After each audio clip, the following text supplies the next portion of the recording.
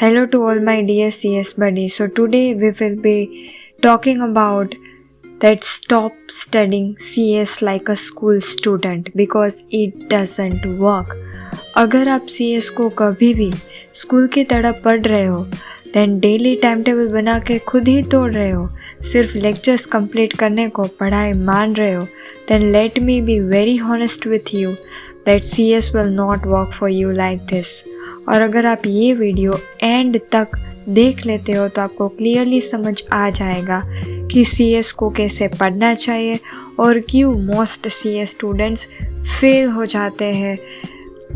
So first of all we will be very clear about कि school mindset versus CS mindset क्या होता है।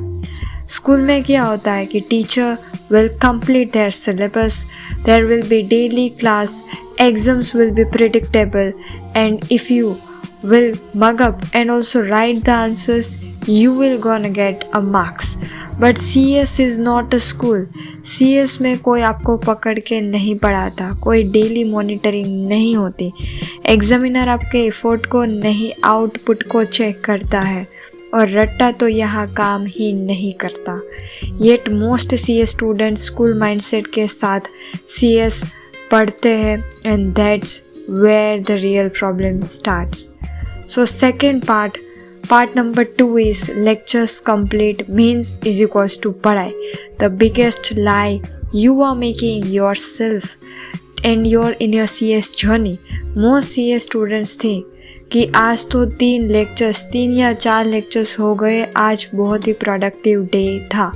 Late me tell you a truth, if you see the lectures, if you understand the lectures के notes बनाना सिर्फ उतना नहीं है, एग्ज़ाम ओरिएंटेड आउटपुट निकालना that is called real study. अगर लेक्चर्स के बाद you are not able to write the answers, you are not able to explain the concept yourself very clearly, if you are not able to solve the previous year questions, then sorry, आपने इस दिन में तो कोई productive काम नहीं किया है। स्कूल में लेक्चर्स काफ़ी होते हैं, CS में लेक्चर सिर्फ स्टार्टिंग पॉइंट का ही होता है।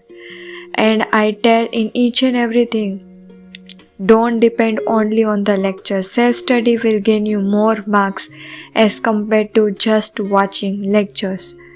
Part 3 is timetable obsession.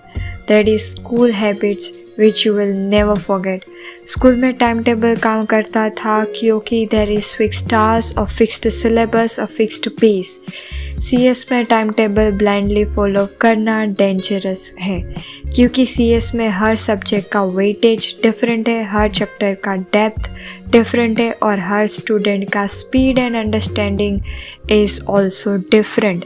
CS is target based, not your time based.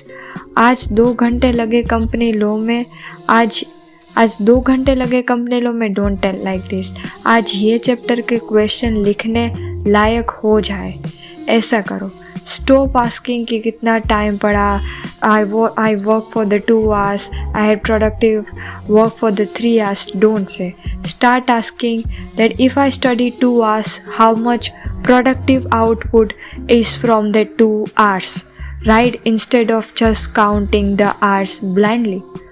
Part 4, reading without writing, silent killer but very dangerous. School में रीडिंग काम करती है, CS में writing decides your result. School जैसा नहीं है कि just you read and you will write in the exam. Most students सिर्फ रीड करते, हाईलाइट करते, लगता है कि याद हो गया, बट एग्ज़ाम हॉल में they don't know how to make a structure, how to make a correct language, और पॉइंट्स तो याद आते ही नहीं during the exam time because brain सिर्फ लिखी हुई चीज़ को याद रखता है, रीड की हुई चीज़ को नहीं। CS is writing based professional exams, all of you knows. अगर आप लिख नहीं पाते, आप प्रिपेयर नहीं हो, right? So the writing practice is most important. Part 5 is revision. Last month का काम है, right?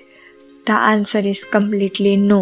स्कूल में revision last 10 days में भी हो जाता है, but CS में ये अप्रोच आपको फेल करवा देगी। CS syllabus is very vast, technical, interlinked. So revision is not optional for you, it is really a survival for you. Yet most students क्या करते हैं? First of all they will complete syllabus and they will think कि last 1 month में revision कर लेंगे, and when it time comes to revise they will forget most of the things and बाद में time नहीं बचता और पैनिक के सिवा कोई भी solution नहीं बचता और कॉन्फिडेंस तो मानो बिल्कुल ज़ीरो हो जाता है. CS में रिवीजन डेली प्रोसेस है, it's not your final step, right. Part 6 is marks versus understanding. The school trap, still most of students are not coming out. School में मार्क्स के लिए पढ़ते थे, CS में रैंक के लिए सोचना पड़ता है. CS examiner aspects a very professional language, a logical flow, relevant sections and provisions, practical clarity. अगर आप सिर्फ डेफिनेशन रट रहे हो, आंसर कॉपी पेस्ट टाइप लिख रहे हो with no keywords, then all my dear, just forget that you are going to be pass in your CS examinations. That's not going to possible. Then you are studying CS like a school and it is not going to work. Part 7 is emotional studying versus disciplined studying. School में mood के हिसाब से भी पढ़ाई हो जाती थी.